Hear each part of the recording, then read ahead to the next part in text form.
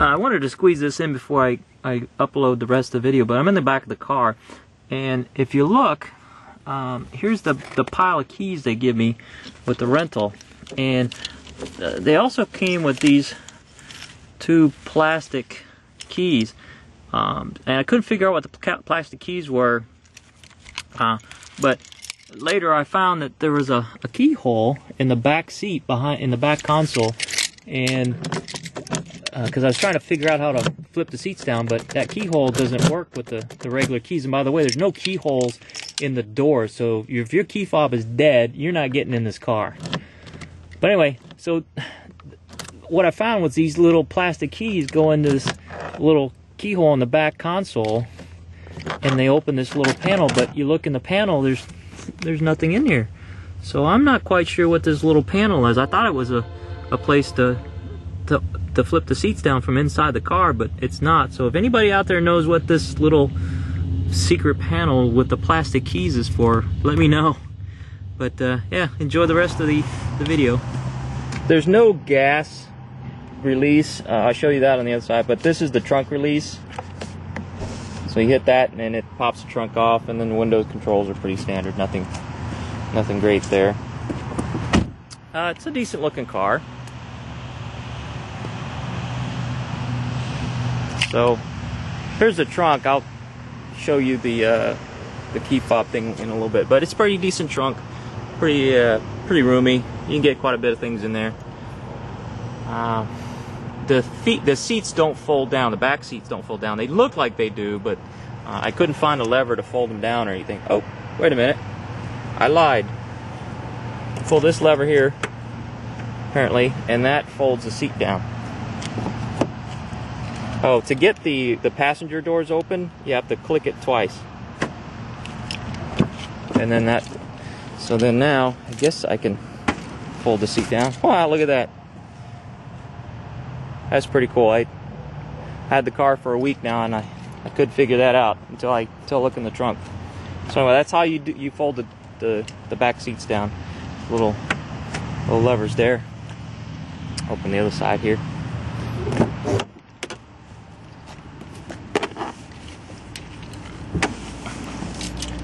So there you go. If you have something long, you can fold the seats down.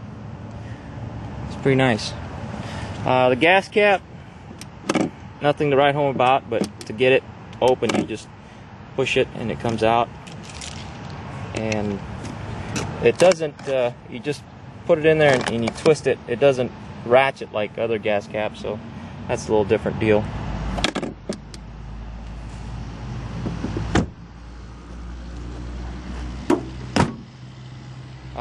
I'll show you the key fob operation of the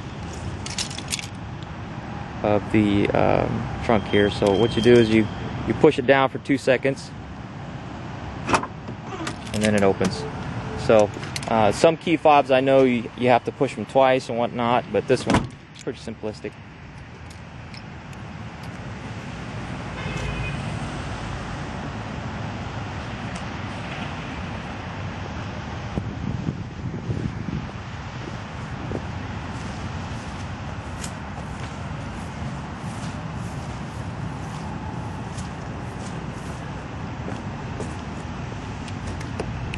Alright, let's get it on the road again. If you look in the dashboard there, you got the gear indicator.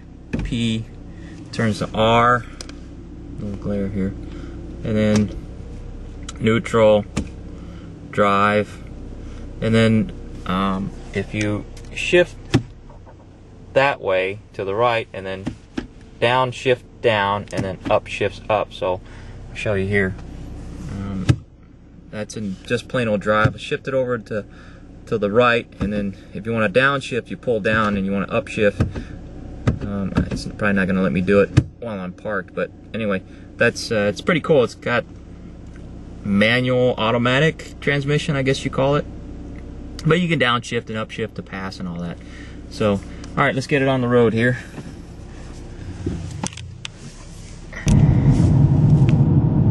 It's got some pep to it. I have to look in a little bit. I have to look what the engine is, but yeah, let me put the hammer down a little bit and see what it does.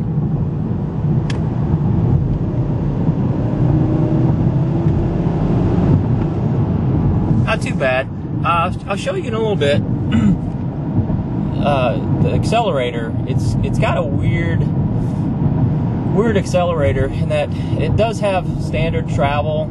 You know, you push it down to the floor, but then there's also like a passing gear type little notch or button or something on there where you floor it to where the pedal stops, and then you push a little harder and it goes another 1/4 inch or so, and that's your passing gear. It kicks up a little bit so you can get that little extra bit of acceleration to pass or to avoid something. But just kind of interesting. I've never had a car that had something like that, or I've never noticed. The gas light just came on, so if you look here, it says I've got 50 miles to empty, so that's a pretty decent warning duration. So when the gas light comes on in this vehicle, apparently you've got 50 miles to go. Now, I've never, it is a rental and I didn't want to push it, but I have had the gas light come on before, and I've driven it maybe down to 17 or 18 miles and refueled it, so I don't know. Never know about the Germans. They're pretty precise, so I don't know if 50 really means 50 miles or 50 means 100 miles, but you just better get gas within 50, because after that you're kind of out of luck. So not a bad indicator. All right, we're gonna test the acceleration in this thing, see what kind of pep it's got.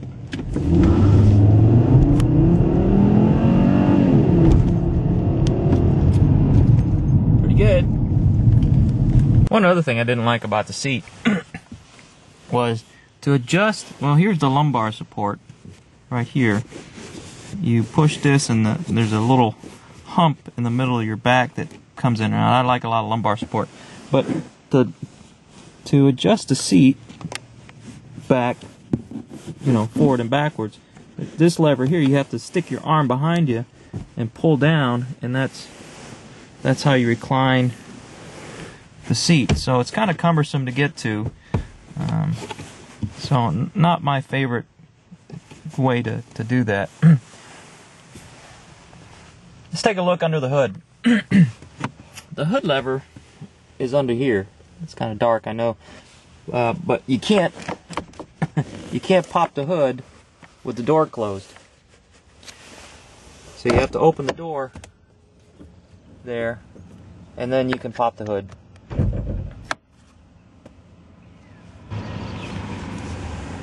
Here's the accelerator pedal deal I was telling you about. So you push the pedal down. See, you get some light there. Push the pedal down, and then I don't know if you can see, but there's a little extra. So that's on the floor there. That's where you normally push down to the floor. Well, there's an extra little nub. See that?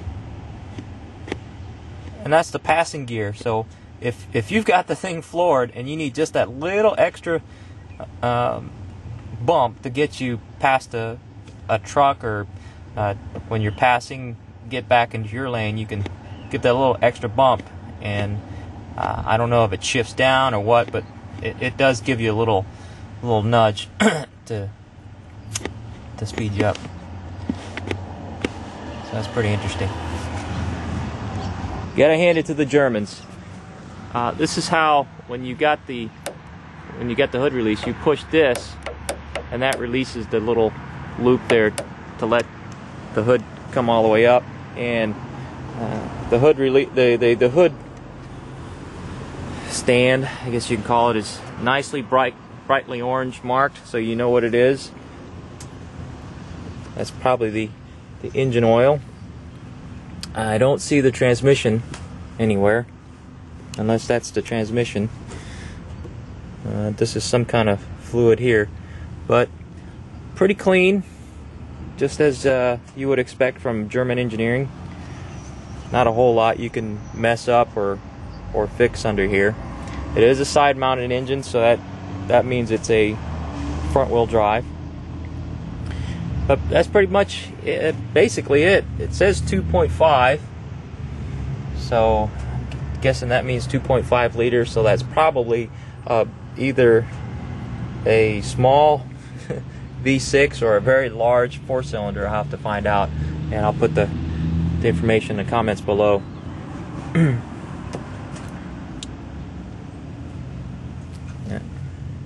Things in Germany, in German.